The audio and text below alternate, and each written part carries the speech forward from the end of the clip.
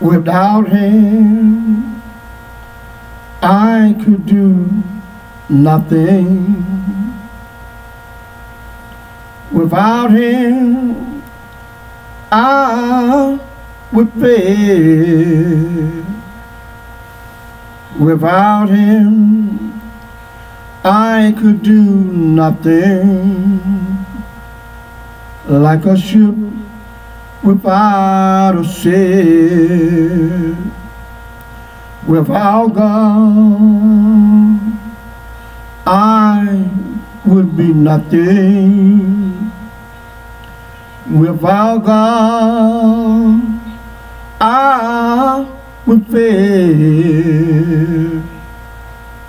Without God, I could do nothing.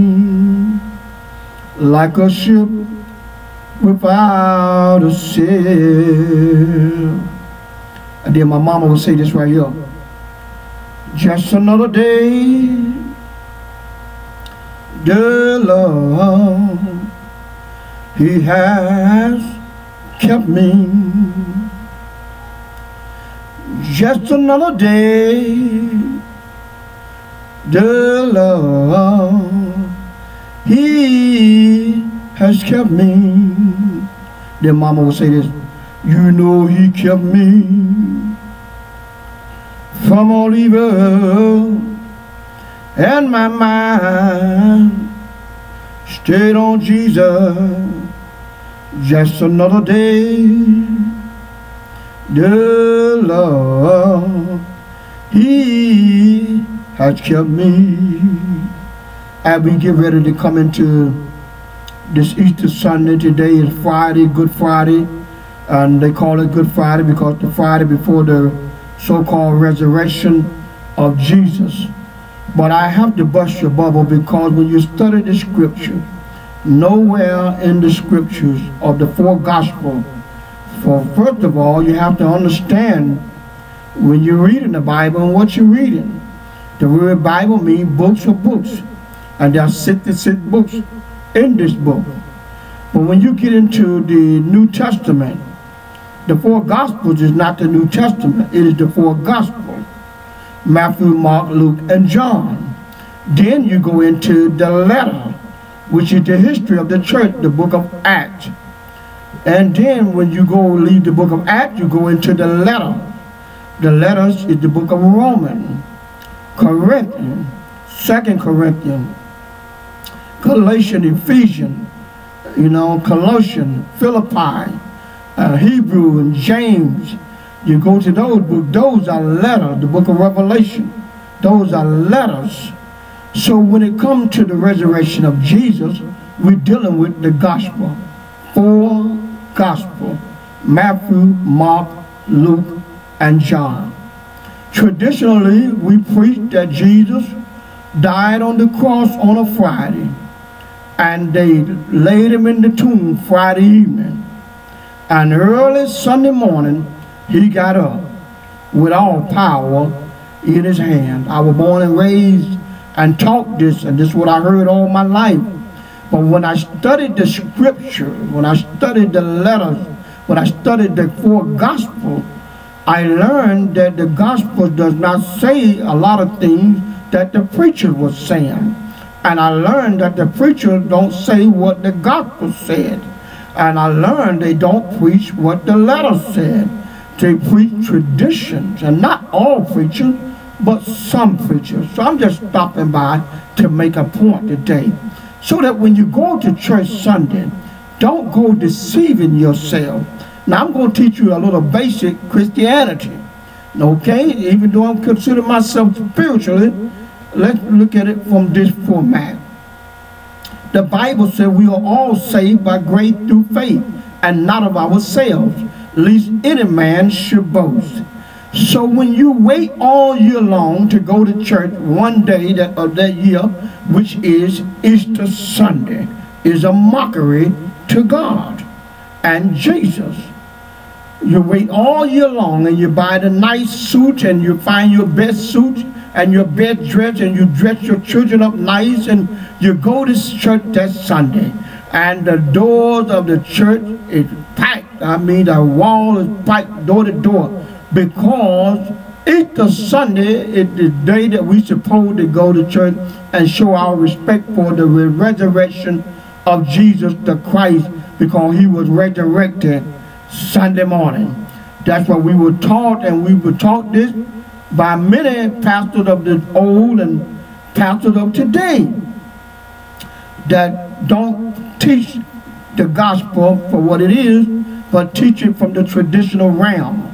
Now, good feeling is one thing, but truth is another. Truth doesn't always make you feel good and don't make you happy. Now, doctrines make you feel good doctrine, feel good tradition. Heresies, you know, things that sound good that you hear people say. You take one step, the Lord will take two. That's not in the Bible. You know, the Lord don't put more on you than you can bear. That's not in the Bible. But people say that, you know, you hear them say that at funeral. Well, the Lord won't put more on you than you can bear. Then they'll say the scripture here, well, it was their time. When it's your time, it's your time. But the Bible says that God grant that we live at least 70 years of life if we take good care of ourselves. So if you die anytime before 70, you're dying outside the will of God according to the word. Now, according to tradition, the Lord won't put more on you than you can bear. Well, if it's your time, it's your time. The Lord don't make no mistake. Those things sound good, but it's not in the letters. It's not in the scripture, and it's not in the gospel. Then when we get to the gospel of Jesus Christ, on Easter Sunday, Good Friday, you know, and then we count down to Easter Sunday morning. Friday evening they put him in the grave, and Sunday morning they got him out. They went to the tomb, and he had risen. And then Mary saw him in the garden, and she thought it was the gardener. And Mary said, "My Lord, what have you done to my Lord?" And he said, "Mary, don't you recognize me? See the nail prints in my hand?" And Mary said, "Jesus, yes, Lord." She was surprised to see him. You know, when you read the gospel, you see these things in the gospel. I ain't got time to break it all the way down, but I'm just giving you a footnote of what they say about Friday evening to Sunday morning. Then some people say, well, under the Jewish calendar, it was different. Because the Jews had the first day, second day, third day, fourth day, fifth day, sixth day, the Sabbath day. Under the Western calendar, in the Western Hemisphere, we say Monday, Tuesday, Wednesday, Thursday, Friday, Saturday, and Sunday. Sunday is the day that the pagan worship the sun gods. Saturday is supposed to be the Sabbath day for the Christian. But eventually they changed it and made the Christian go to church on the same day that the pagan worship their sun god. So they call it Sunday. And that's how you get the picture of Jesus with the halo behind his head. But to get to the point is, on Sunday morning, we always hear the traditional saying and teaching of the resurrection. And the preacher will come out and he'll begin to talk about Jesus and the baby Jesus, how he was born, and then he get happy and he begin to preach, and everybody start hollering, and the women start hollering, oh! And everybody get happy and stuff because he's preaching about Jesus and the resurrection. Now, he's not preaching the truth.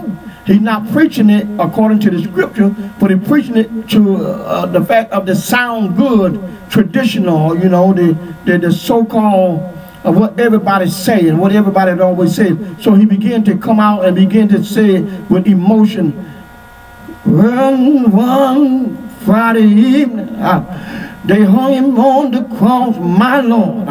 They stretched his arm wide, and blood ran from his side. But that evening they took him down and put him in the tomb. Then early one Sunday morning, they went by to see my Lord, and he got up with all power in his hand. Yes, he did. Now that's how some preachers say it. Then you have the one that's more radical than that. They go it more like this right here. One Friday evening, they put him in the grave, and he went into the heart of the earth 3 days and 3 nights. And early,